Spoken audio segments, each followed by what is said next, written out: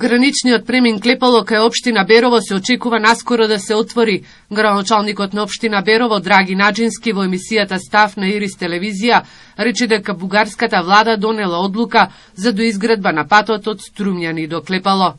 Дека Собранието на Република Бугарија има донесено одлука за да се отпочне со изградба на патот село Микрево, граничен премин Клепало, и јас се надевам дека после изградбата на оваа делница од патот Струмјани-Берово, која се уште не е изградена, ќе се створат реални услови за да може непречено да се отвори граничниот премин Берово-Струмјани.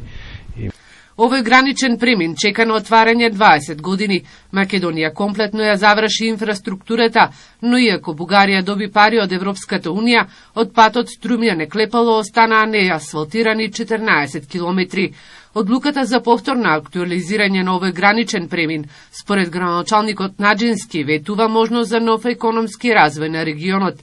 Ако проектот од бугарска страна се реализира, тогаш општина Берово ќе побара од јавното предпријатие за државни патишта да се санираат малите оштетувања на патот и од македонска страна.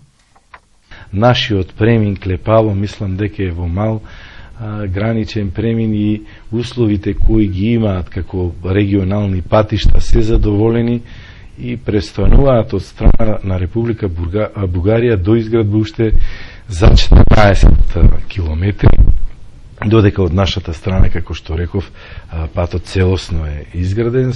На тема граничен премин Клепало за 10 дена со бугарскиот министер за транспорт ќе разговараат и градоначалниците на Берово и Струмјани.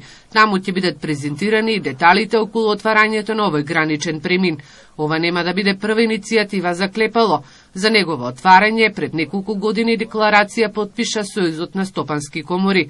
Постоеше пратеничка иницијатива, а за Клепало се разговараше и со претходниот бугарски премиер.